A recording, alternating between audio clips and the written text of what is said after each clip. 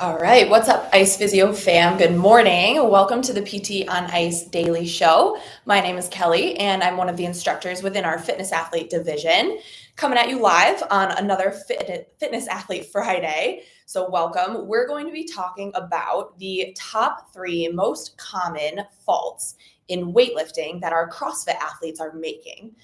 So if you're a physical therapist and not super familiar, super confident in your ability to analyze and coach the Olympic weightlifting movements, here is a list of 3 things that I believe I see most commonly in our CrossFit athletes, as well as if you can detect and coach these faults or minimize these faults from happening, you're going to make their lifts much more successful. We're going to be moving more optimally. We're going to be improving our performance. We're going to be able to put more weight on the bar. And that is always our goal in the CrossFit world, to have more improved performance and success.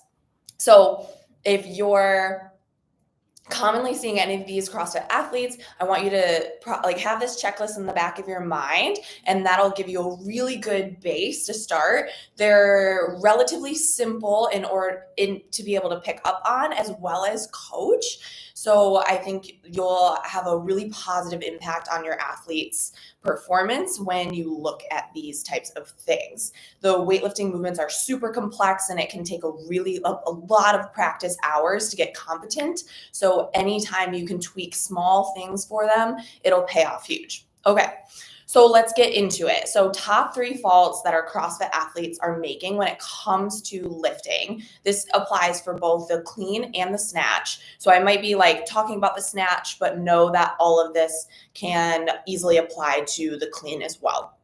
So fault number 1 is going to be an improper setup position. So if the setup position is off, that means the rest of the lift, likely the timing or the position of that lift, is not going to be as optimal. So make sure before you even lift the bar off the ground that the setup position is it. So what we want to see out of a setup position, think more like a squatty deadlift. So what we want to see is the bar relatively close to the shins. We want to see the hips a little bit lower, so almost on the same plane as the knees, and our torso to be more upright. So if you're watching on the podcast, I'm going to demo quickly. So the ideal setup position is going to look more like this. So you can see how hips are a little bit lower than our normal deadlift position would be. See that difference? So what the common fault we'll see is we're starting with our hips too high, or we'll see that we're starting with our hips almost too low, and you can see that my shoulders are just behind the bar. So make sure we have shoulders right over the bar as well. So that would be closer to ideal. So as long as hips are relatively low, shoulders are over the bar, depending on your athlete's anthropometrics, that should get them in a more successful position. If the hips are too high, our torso is too far forward, it throws off the timing of the rest of the lift. If the hips are too low, that often will throw off the balance once we try to vertically drive our feet through the ground. So that fault number 1 is check the setup position. Fault number 2 is going to be an early hip rise. This is what we want to see. Off the ground, we want to see shoulders and hips rise together. So that means our torso angle is being maintained.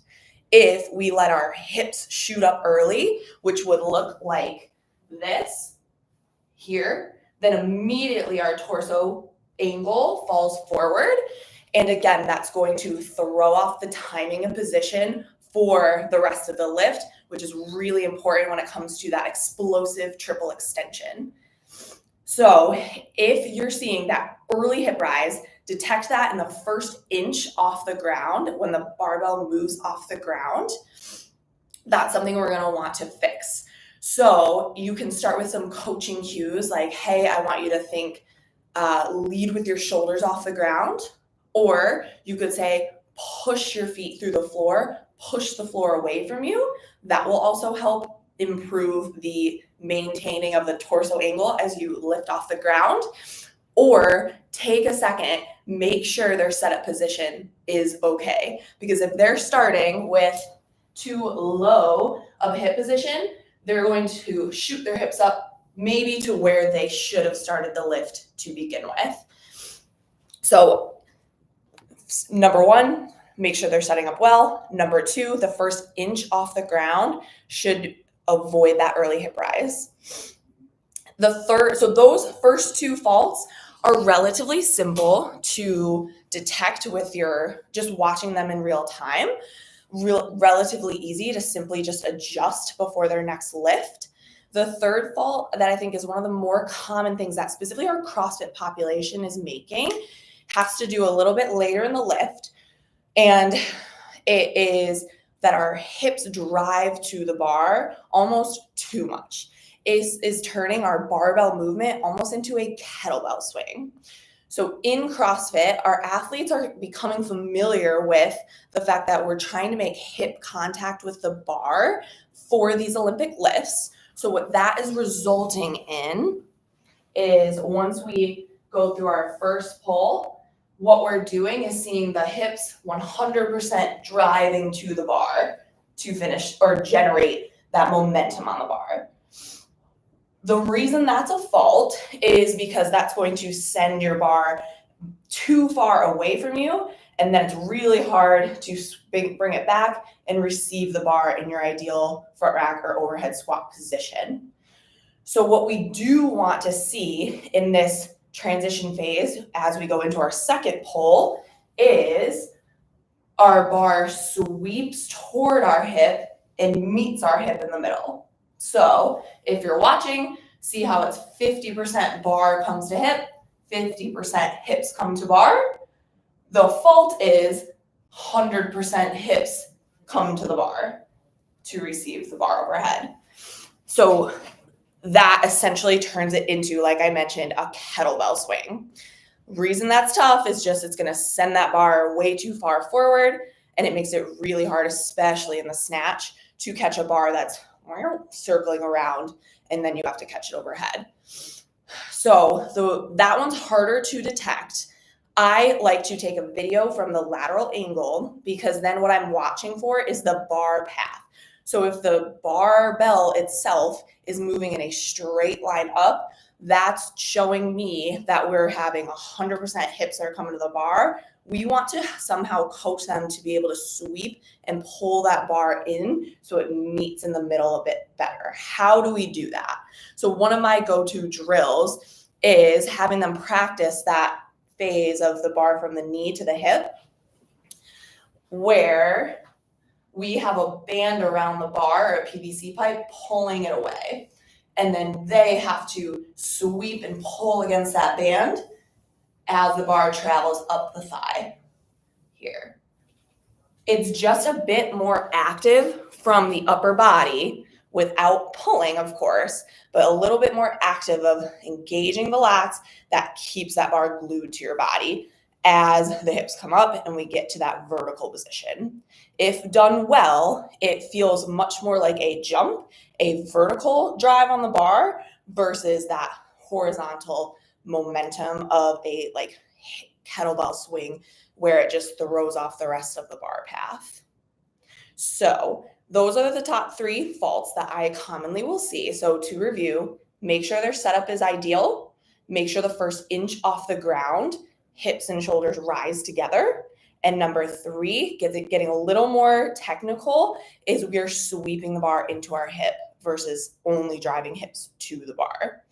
If you can pick up on one of those three things, I would say being a physical therapist that works primarily with CrossFit athletes, as well as I coach CrossFit athletes, as well as I have practiced the weightlifting movements for years. Those are the three most common things I'm seeing that were faults that we're making. And if you can fix one of those, it will change the performance of your lift by a ton, and they'll have much more success in the gym. That being said, there are plenty of nuances. I could think of easily over 100 more faults that are relevant and something that if you're an athlete trying to improve these movements, plenty of more faults are being made. So if this is all new, if this is stuff you love learning about, if you're interested in learning about more because it is quite uncomfortable or foreign to you, we spend so much time coaching in our live course. So the fitness athlete division has the live seminars on weekends, and it's primarily movement based. We talk about mobility drills, and we spend a good amount of time coaching the weightlifting movements, teaching you how to analyze with videos. So I would highly recommend checking out our course and joining us on the road. We have, a couple coming up. We have Oklahoma this weekend, actually. But if that's a little last minute for you, we have Colorado and Tennessee coming up over the next couple months. A bunch are going to be in the Midwest, which is my region. So one that I wanted to highlight is June 7th and 8th. We're going to be in Chicago, just north of Chicago in Evanston, Illinois. One of my favorite gyms, Sharp Edge CrossFit. So can't wait for that. That's going to be a really fun one with Gmo and myself. So put that on your calendar, register for that. Let's get yourself moving a little bit better with the Olympic lifts, and let's get you being more familiar with how to help your athletes themselves. So if you like this content, let me know. Love chatting about it all the time. And happy learning. Happy Fitness Athlete Friday. Have a good weekend.